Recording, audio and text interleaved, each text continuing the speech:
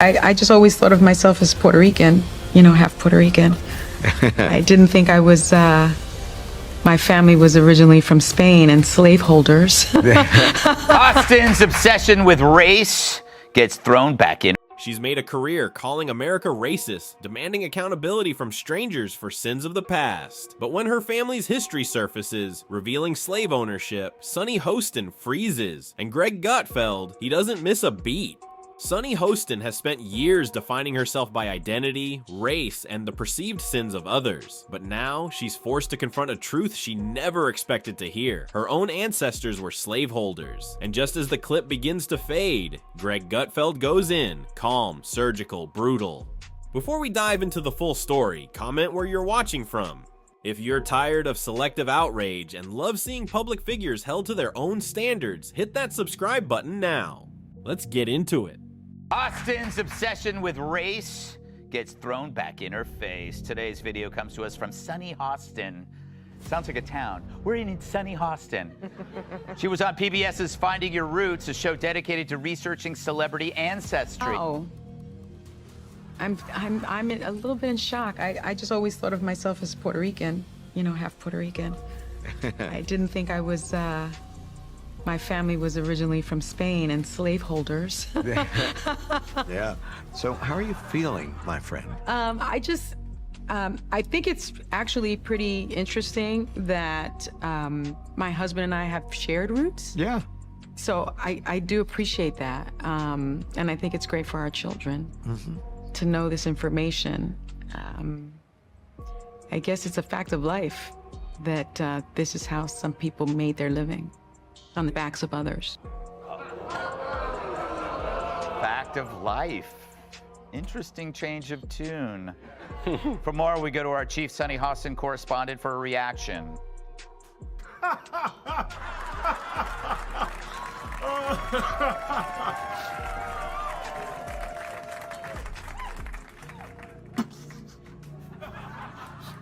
Sunny Hostin appears on PBS's Finding Your Roots, a show known for unveiling surprising truths about celebrities' lineage. But Sunny's discovery doesn't just surprise her, it stuns the entire panel.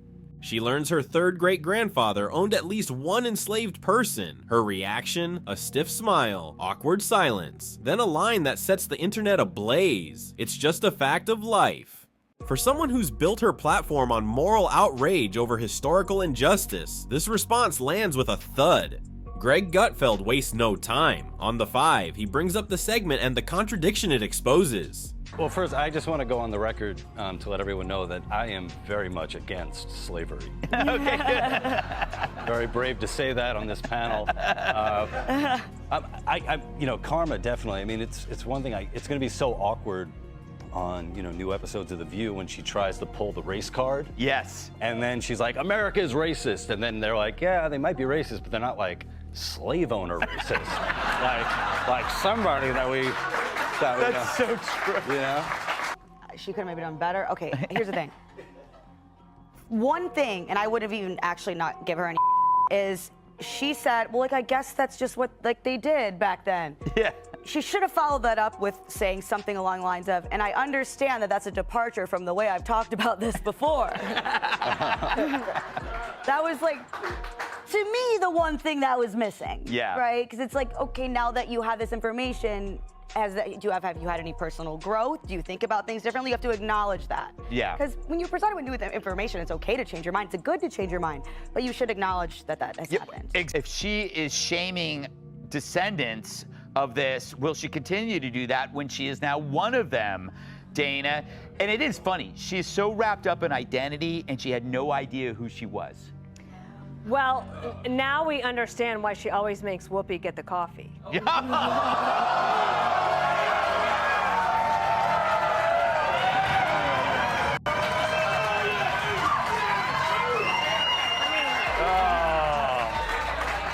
don't know. That's not true. That's not true. But you think about things that she said and how offensive they are. Yeah.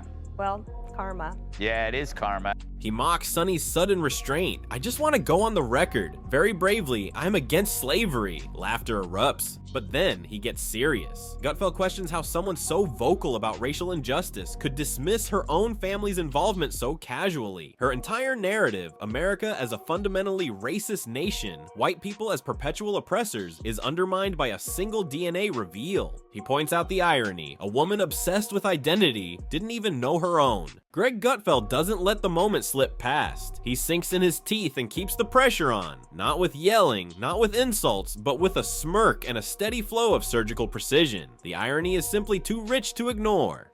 For years, Sunny Hostin has made racial commentary her bread and butter. From CNN to The View, she's been one of the most vocal figures on systemic racism, white guilt, and generational accountability. She's called out white Americans for the sins of their forefathers, accused them of inherited privilege, and demanded that they sit with the discomfort of history. But today the mirror turns. Gutfeld calmly holds it up, and this time, the uncomfortable reflection staring back belongs to Sunny. He reminds the panel and the viewers watching across America that Sunny has often painted with a broad brush, labeling large swaths of the population as complicit in systems of oppression simply by birthright. She's made it clear, if your ancestors were involved in America's darker chapters, you owe a debt, an apology, an acknowledgement, maybe even reparations. And now, her own DNA just joined that chapter. Sunny doesn't apologize, she doesn't reflect, she doesn't even flinch, she offers no nuance, no humility, no moment of reckoning. Instead, she shrugs, literally shrugs. In a tone more suited for brunch small talk than ancestral revelations, she calls it just how some people made their living. The room freezes. For a split second, no one knows how to respond. Then the laughter begins, not mocking, but stunned, a disbelief so loud it silences the studio. Dana Perino, sitting beside Gutfeld, leans in like a teacher ready to ask the one question that turns a test upside down. If she's been shaming descendants of slaveholders, will she continue now that she is one? Boom. It's not a dig, it's a challenge. A moment of truth that echoes through the room like a dropped mic. You can hear the audience inhale, even the most hardened panelists look down, look away, no one rushes to defend. And Sunny, she offers nothing. She doesn't own it, she doesn't explain it, she doesn't clarify or walk it back. She simply sits there, the weight of her own narrative now falling squarely on her shoulders. The usual rebuttals about context, nuance, societal structure are nowhere to be found, because for years, Sunny left no room for that kind of subtlety when the target was someone else. Her arguments were absolute, her standards non-negotiable. But now that the standard has looped back around, the card flips.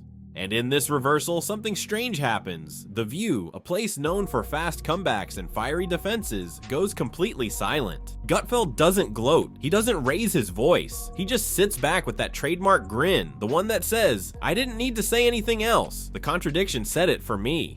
It's a surreal moment, not just for the audience in the room, but for anyone watching at home. Because here's a woman who's made a public career out of dividing guilt and innocence along the lines of skin tone and ancestry, now sitting in the uncomfortable position of being on both sides of her own argument. And there's no comeback for that. What makes it so devastating is that Gutfeld doesn't attack her character. He questions the consistency. If the rules don't apply equally, if inherited guilt is valid when convenient, but brushed off when it hits home, what are we even doing? That's the power of this moment. It's not a takedown, it's a reality check. In a culture obsessed with identity, the real test isn't who you criticize. It's how you respond when the finger points back at you. She is shaming descendants of this. Will she continue to do that when she is now one of them? And Sunny, she folds. Gutfeld doesn't need to spike the football. The silence on The View is victory enough. The internet doesn't hesitate. It never does. The moment Sunny Hostin's DNA bombshell drops on Finding Your Roots, social media lights up like a wildfire in a dry forest.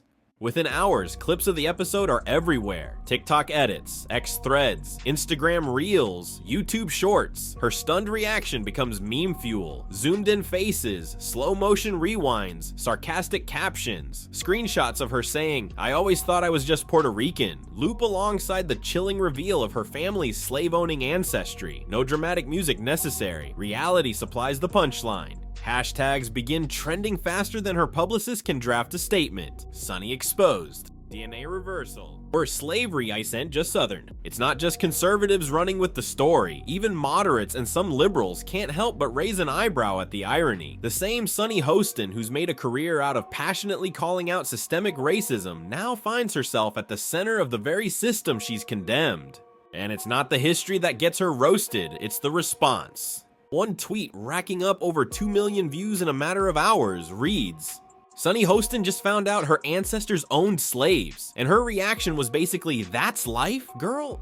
Another piles on. You can't lecture America on generational guilt and then shrug when it lands at your doorstep. That's not growth, that's dodgeball. The tone is merciless, but not because people expect perfection, it's because they expect consistency. Sunny isn't getting dragged for her heritage. No one chooses their lineage. What's triggering the backlash is the way she tries to sidestep it. The same woman who demands society confront its darkest truths in full, unflinching, unapologetic, now wants to pivot with a soft, that was just how people lived back then.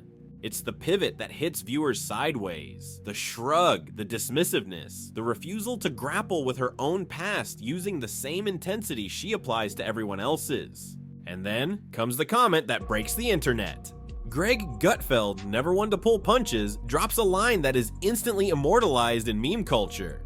They might be racist, but not slave owner racist. It's the kind of remark that walks the razor's edge between comedy and commentary. Brutal, biting, hilarious, but also impossible to ignore.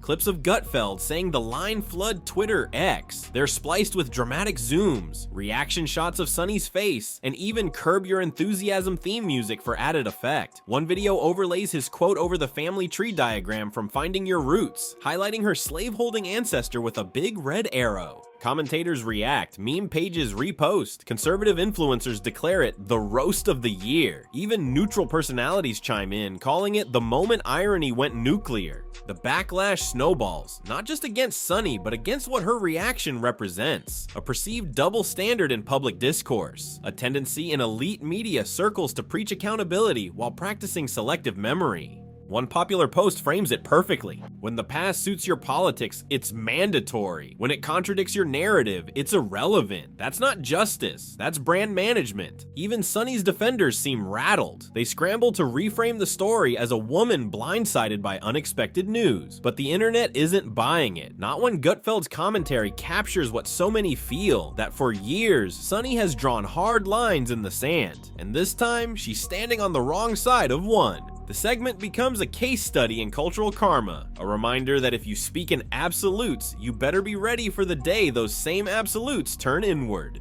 And for Sunny, that day just went viral. What makes this moment explode across social media isn't just the irony, it's the razor-sharp clarity that cuts through all the noise. It's not about ancestry or gotcha moments. It's about something deeper, something viewers feel in their gut. Greg Gutfeld doesn't gloat. He doesn't spin Sunny's revelation into a personal attack. What he does is far more powerful. He holds up a mirror, not just to Sunny Hostin, but to an entire movement in mainstream media. A movement that elevates identity politics to center stage, but conveniently leaves accountability in the wings.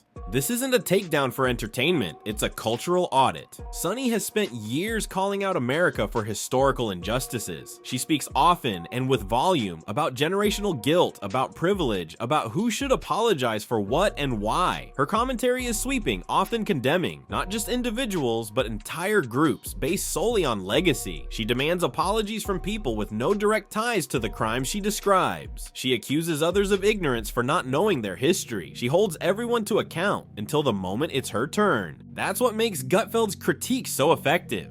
He's not judging her for who her great-great-grandfather was. He's pointing out how quickly her standards collapse when that same history applies to her. The same woman who claims America's past must define its present suddenly doesn't want her own past to define hers. That isn't just contradiction, it's hypocrisy, and audiences know it. Viewers aren't upset because Sunny has slave-holding ancestors. Everyone understands that history is messy, no one chooses their bloodline, but what hits people sideways is how fast she goes from demanding moral penance from others to offering none of her own. The moment she becomes the descendant of the very injustice she rails against, she shrinks behind a new narrative. It's just a fact of life. The shift is jarring, the double standard obvious. And Gutfeld sees it for what it is, a cautionary tale. His message to the audience is as sharp as it is simple. If you're going to preach national self-awareness, start with personal reflection. If you want America to acknowledge its flaws, lead by example. Acknowledge your own. If you believe past wrongs require present accountability, then that applies to you too, not just to strangers across the aisle or centuries away. Because here's the truth, this moment isn't about DNA, it's about character.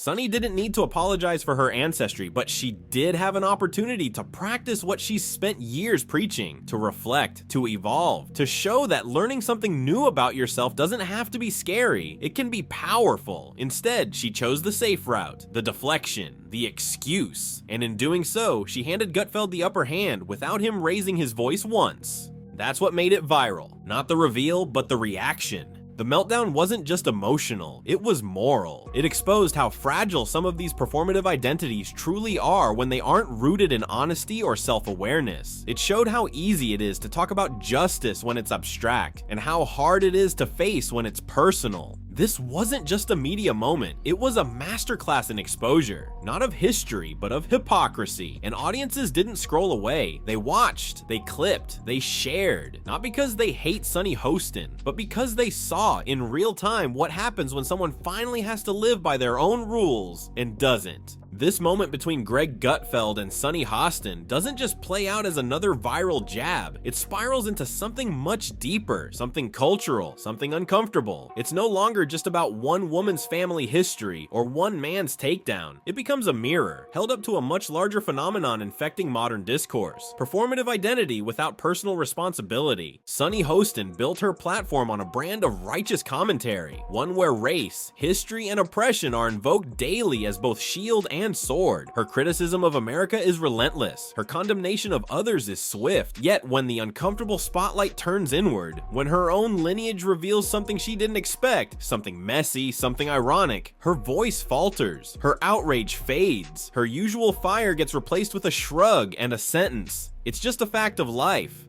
And that's where Greg Gutfeld steps in. He doesn't attack her ancestry, he doesn't mock her past. Instead, he highlights the contradiction, the cultural blind spot that no one on the panel is willing to acknowledge. The same person who demands that others bear the weight of historical injustice is now retreating from it. Not with apology, not with reflection, but with quiet deflection.